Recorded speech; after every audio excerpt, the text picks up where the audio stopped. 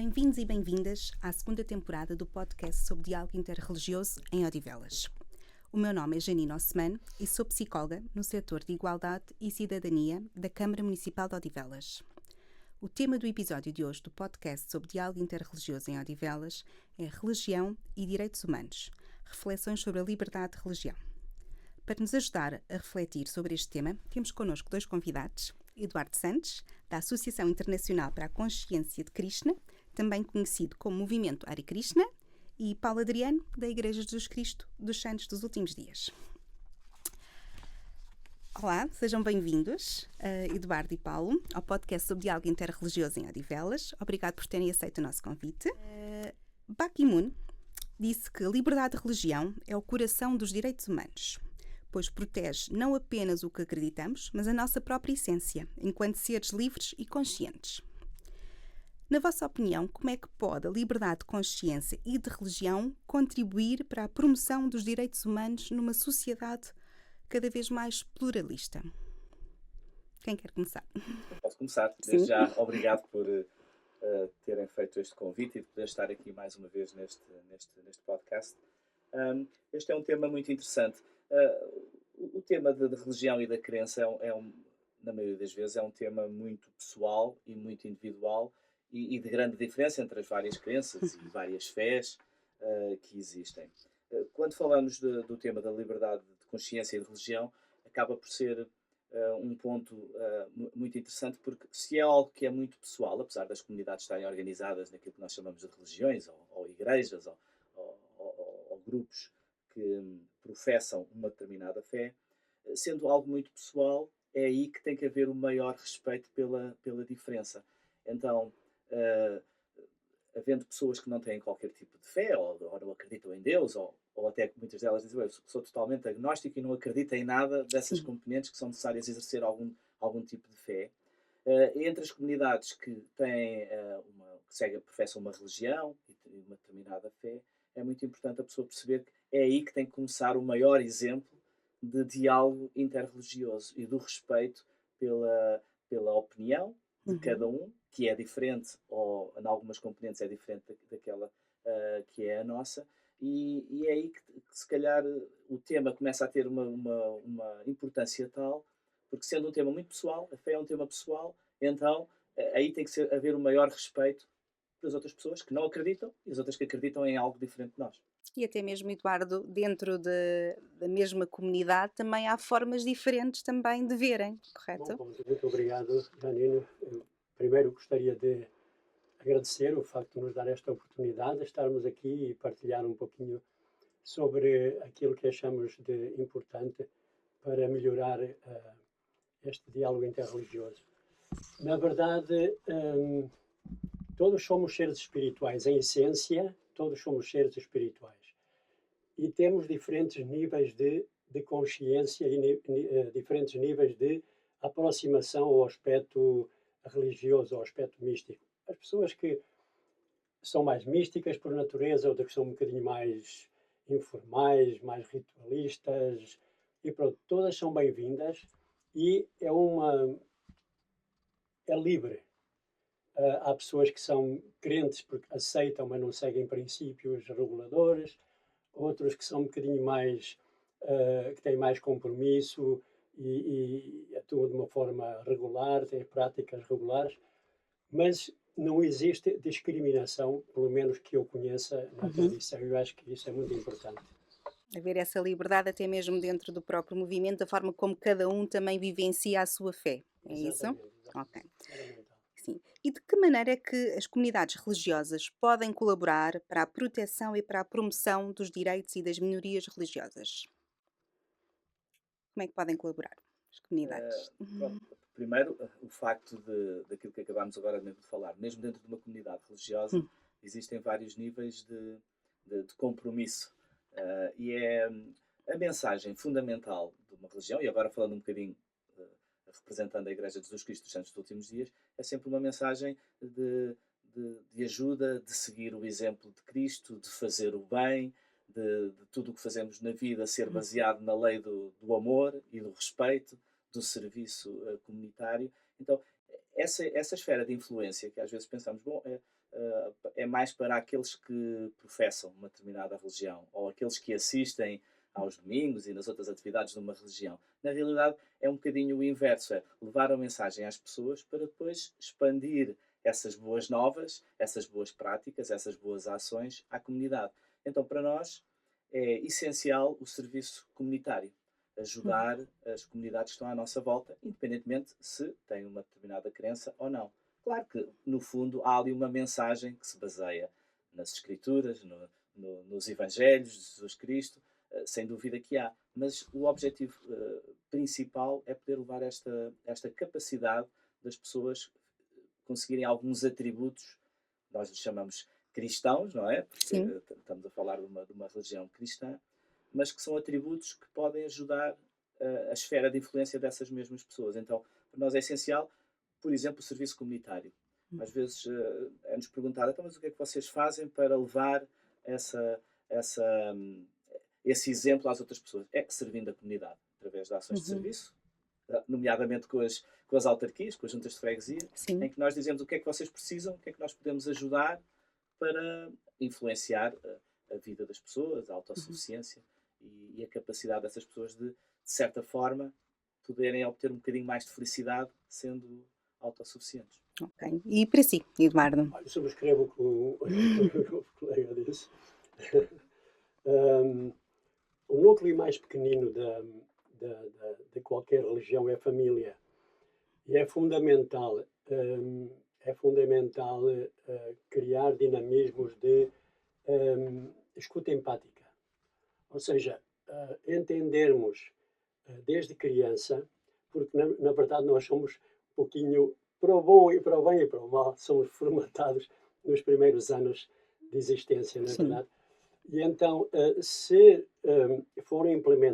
implementarmos na nossa família princípios e valores de integridade, de compaixão, de entender o outro. A minha mãe dizia de que nós temos 2 ouvidos e uma língua. Então, é importante escutarmos como é que os outros praticam a sua tradição, como é que os outros adoram a Deus. Porque, na verdade, a religião significa, é a palavra relegar, que significa seguir as leis de Deus.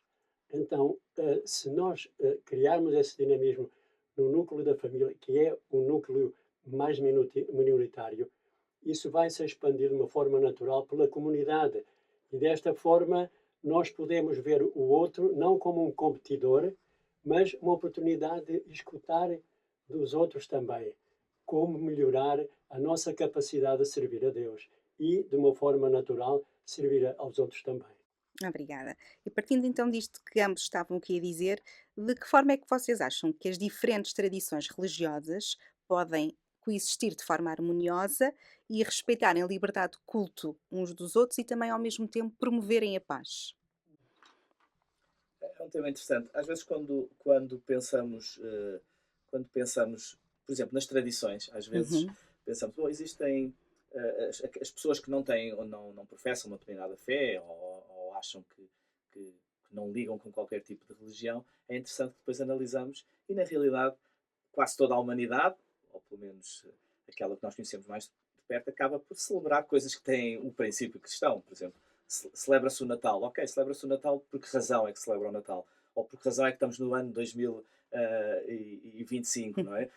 Ou seja, há certas coisas que vêm pela tradição em que quase a humanidade celebra e os princípios que tiveram lá por trás, há milhares de anos atrás, eram os princípios religiosos que outros ainda professam e seguem. E é interessante, às vezes é necessário nós conhecermos as outras realidades para nos entendermos a nós próprios melhor. Quando conhecemos outras religiões, outras formas de acreditar, outras formas de viver, também ganhamos um maior conhecimento. Um dos temas da liberdade religiosa e aquilo que às vezes as pessoas que seguem uma determinada religião, uma determinada congregação, às vezes, sendo uma minoria, e eu lembro quando eu era mais jovem no meu liceu, eu era realmente uma minoria, porque quando eu dizia que era membro da Igreja dos Cristos dos Santos Últimos Dias, os outros rapazes Era menos diziam, conhecida. era uma coisa o que és? Mormon? Mas isso é o quê? Ou seja, as pessoas era desconhecido e eu sentia-me um bocadinho, eu sou a exceção, porque as famílias dos meus amigos normalmente seriam católicos, não é? A maioria, ou se calhar a grande maioria. E é interessante depois quando temos a oportunidade de conhecer outras realidades, quando visitei, por exemplo, a sede da igreja, em que era precisamente o inverso. Sim. Aquelas pessoas que se calhar eram católicas eram realmente a minoria e que se calhar mais estranhos para aquela sociedade, porque a maioria é tudo membros da igreja, no estado de Utah, ou Idaho, ou estado de Nevada, em que 60% ou 70% das pessoas são membros da igreja. Então é muito, muito importante nós conhecermos a realidade dos outros, mesmo que seja uma comunidade minoritária, porque nós vamos aprender muito neste diálogo e se calhar vamos até ganhar uma visão que não tínhamos quando estamos limitados só à nossa crença ou àquele conhecimento que temos e que vivemos. E, Eduardo, partindo aqui deste princípio que o Paulo Adriano estava a dizer, também muitas vezes encontramos mais pontos em comum do que realmente diferenças, não é? Exatamente, Ana, muito boa pergunta, obrigado por esta oportunidade. Na verdade, se todos analisarmos, a essência é a mesma. O sol é o mesmo para todos, nós podemos chamar sol aqui na Inglaterra, sun, na Índia, Vivasvan, Surya, tantos nomes. Sim. Mas a essência é a mesma. Se destilarmos os princípios e valores de qualquer tradição, vemos que são os mesmos. De novo, os detalhes podem ser culturais. Podemos entrar no nosso lugar de adoração com chapéu, sem chapéu, com cabeça rapada, com muito cabelo, mas a essência é sempre a mesma. É entendermos que somos eternos servos de Deus, que fazemos parte de uma grande família, que todos somos parte de uma grande família. Como o São Francisco dizia, irmão Lua, irmão Lobo, irmão... Né? Quando falamos em fraternidade, temos uma coisa em comum, que é o Pai, que é o Pai de todos. E então, acho que nesse sentido, podemos enfatizar mais aquilo que nos une e que é a percentagem maior do que propriamente fixar-nos como é que nós adoramos desta maneira. Se não é da minha maneira, então não é correto. Exato, essas pequenas diferenças, não é? São detalhes culturais, basicamente. A 22 de junho de 2023, o Parlamento Português afirmou que a Lei da Liberdade Religiosa, aprovada nesse dia, em 2001, exprime bem a compatibilidade entre a natureza laica do Estado e a importância espiritual, cultural e social do fenómeno religioso, reconhecendo e valorizando plenamente a liberdade de fé.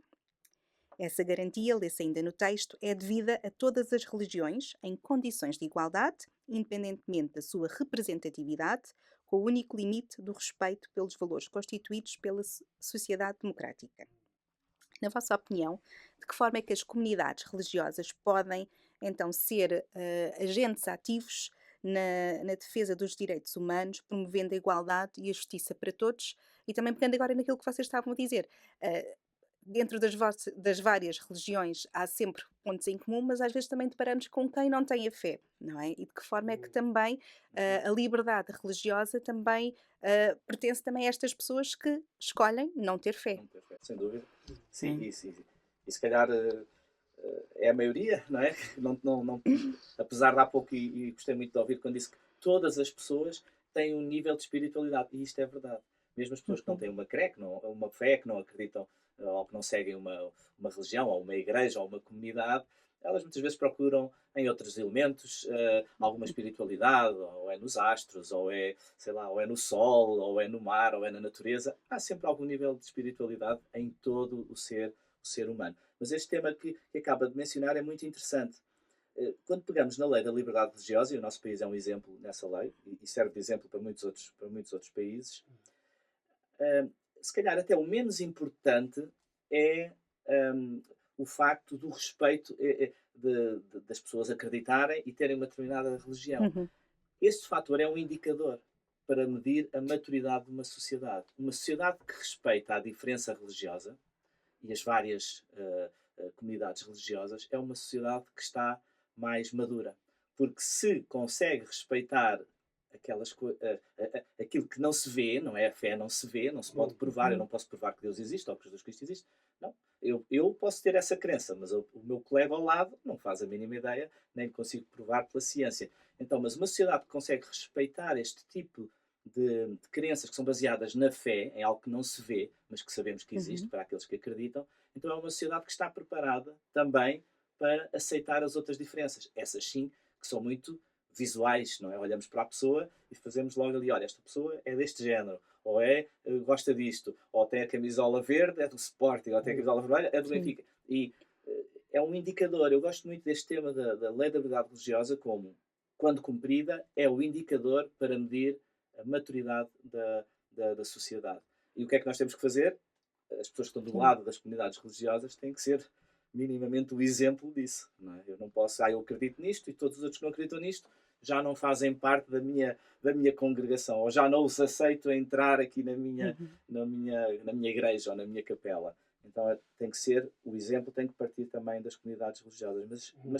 Mas em conclusão, Sim. este indicador do respeito entre as várias religiões é um indicador da maturidade da sociedade. E para si, Eduardo? Olha, para falarmos em direitos humanos, Uhum. devemos falar primeiro nos deveres também. Deveres e direitos vão como dois carris do comboio. O comboio vai e vem, Uhum. né? Chega ao seu destino se tem os dois carris. De igual modo também, os direitos são fundamentais. Se nós cumprimos os nossos deveres, se nós cumprimos os nossos deveres, automaticamente os nossos direitos serão satisfeitos. Então, nós enfatizamos bastante cumprir com as regras sociais. Isso é fundamental. Transparência. Dar a César o que é de César, dar a Deus o que é de Deus. Isso é fundamental. A partir daí, com essa segurança, com esse conforto, ver o mundo de uma perspectiva espiritual. Né? Existem várias visões. Existe a visão física, a visão emocional, a visão filosófica e depois a visão espiritual. A visão espiritual é de que realmente, independentemente do corpo que possamos ter, das condições económicas, da tradição que sigamos, isto ou aquilo, todos somos seres conscientes. E esse ser consciente é um sintoma da ânima, desse Atma, na Índia chama-lhe Atma, Uhum. nos Vedas chamam-lhe Atma, desse ser que anima o corpo e que quando sai o corpo começa a decompor-se. Então, nós somos como pequenas células. Temos as células do corpo, do coração, do fígado. E se as células se respeitam umas às outras, o funcionamento do organismo está bem, está correto, Sim. não é?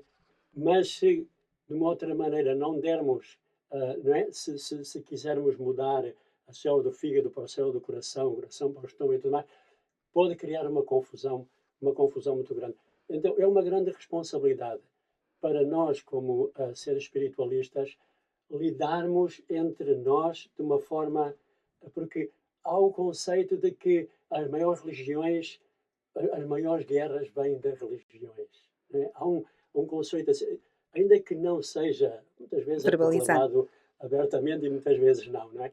Então convém que todos nós possamos criar laços, dinamismos de conjunto e dizer ao mundo que sim, existem vários fatores Uhum. de servir, várias maneiras de servir a Deus, mas que todos estamos com algo em comum. E isso é muito atrativo. A união é muito atrativa. E como é que cada uma das vossas comunidades lida com a crítica, ou, por exemplo, se alguém bater à vossa porta e disser eu não acredito naquilo que vocês acreditam, não concordo com a forma como vocês professam a fé, como é que lidam com isso?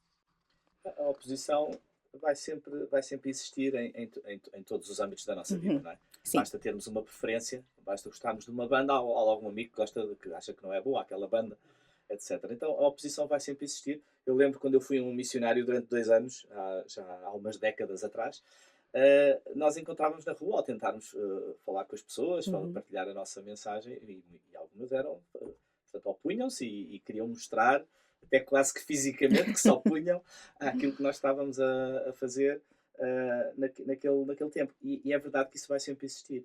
Mas, como estava a ser mencionado, o diálogo e aceitar as diferenças das pessoas. Todas as pessoas são livres de acreditarem, de não acreditarem, inclusive de manifestarem a opinião, a dizer que vocês estão errados ou não gosto da vossa crença.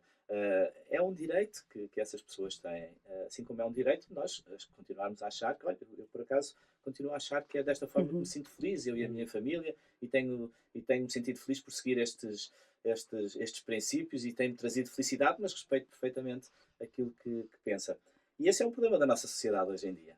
Quando nós dizemos que gostamos de ser alguma coisa, poderá haver alguém que se acha ofendido porque a pessoa acha que aquele é que é o modelo que segue. Mas essa diferença tem que ser dessa forma e aceitando. Eu gostava só aqui de mencionar aqui um ponto que tem mesmo a ver com isto que estamos a falar. Sim.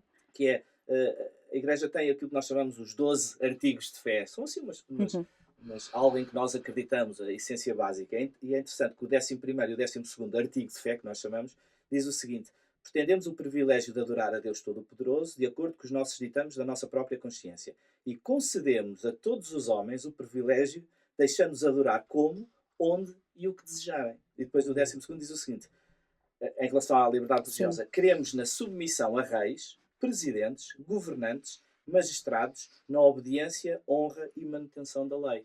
Ou seja, nos princípios, só existem 13 princípios destes. Sim. E 2 deles falam precisamente que um princípio básico é as pessoas acreditarem ou não acreditarem no que quiserem, e depois o outro que tem a ver com a liberdade religiosa e de estarmos numa sociedade, nós temos que ser submissos aos nossos reis, aos nossos governantes, e temos que cumprir a lei do próprio país. Não é o facto de seguirmos e professarmos uma determinada lei que não temos que seguir as nossas obrigações do país e da sociedade onde estamos. Então, realmente é através da obediência e dando este exemplo que podemos influenciar um pouco mais as pessoas à nossa volta. Para, olha, eles são respeitadores, respeitam a minha opinião, então ajuda a sociedade. Não é? Há pouco falava-se que a família é a unidade básica, não é, da sociedade.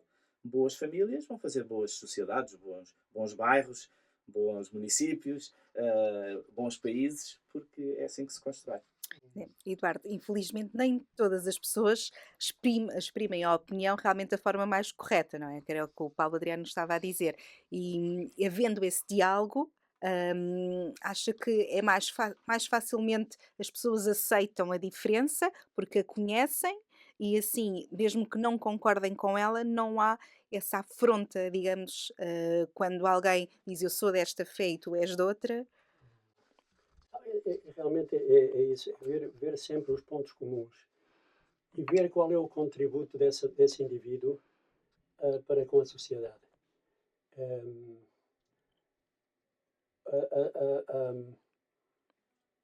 O processo espiritual é um processo de transformação, não é só da informação, mas mais de transformação.